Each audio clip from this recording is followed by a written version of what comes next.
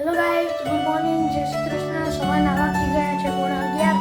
ચલો ગાઈસ, તો વાગી ગયા છે સાંજના 5:15 અને જો અમે પેકિંગ કરીને રેડી થઈ ગયા છીએ. ચાલો ગાઈસ, અમે નીકળી ગયા છીએ ગામડે જવા માટે.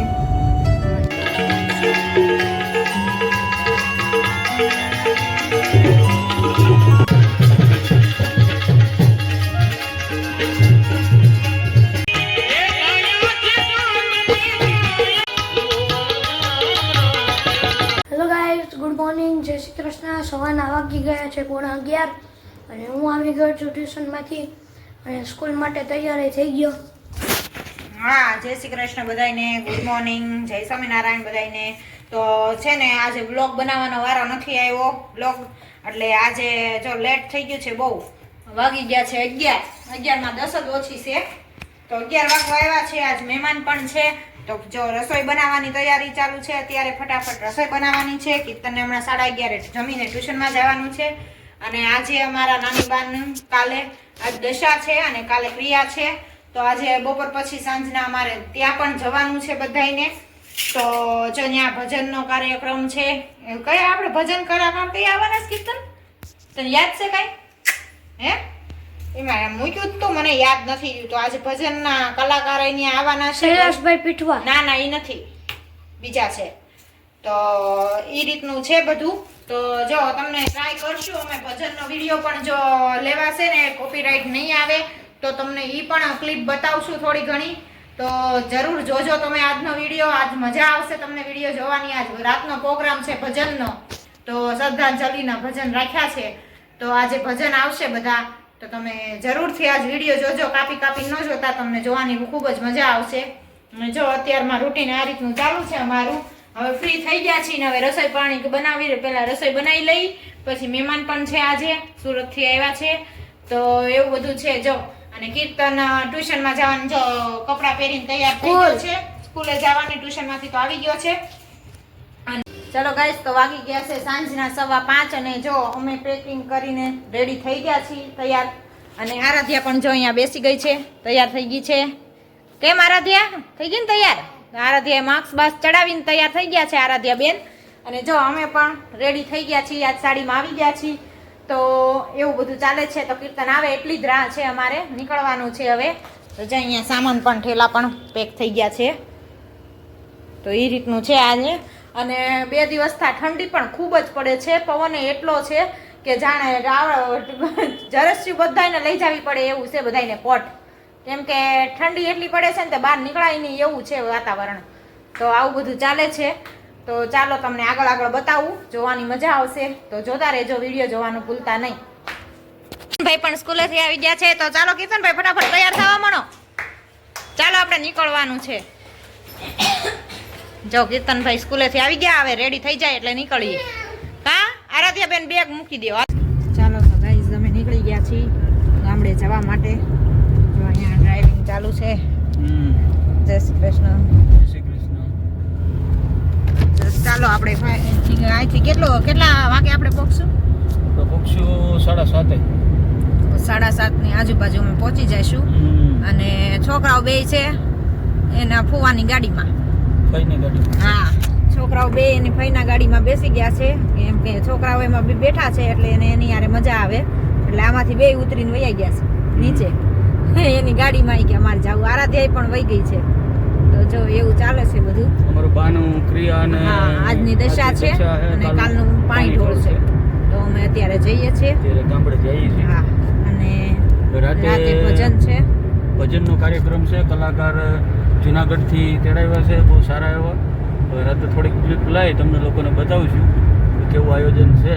જોકે અમારે મારી ઉંમર લાયક હતા એટલે વિવાહ જેવું જ છે. અને માળીએ કીધેલું છે છોકરાઓ એન્જોય જ કરજો, એટલે ભજન ને બધી એન્જોય જ કરવાની છે. એટલે તમને લોકોને પ્રેમથી બતાવીશું. એમાં કોઈ અમને ઓલો હરખ શોખ નથી કે ભાઈ આવું બતાવાય કે ન બતાવાય, એવું કઈ છે નહીં. અને ભજન તો અત્યારે બતાવાય જ છે ને, ભજનમાં તો શું વાંધો છે? એ તો ભગવાનના નામ છે.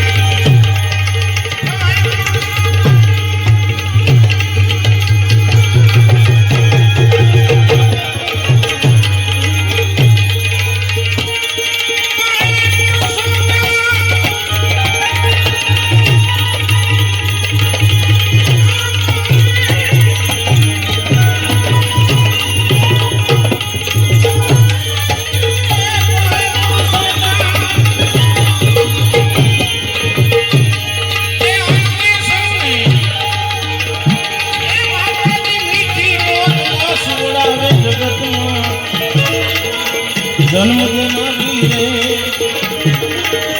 ધન તન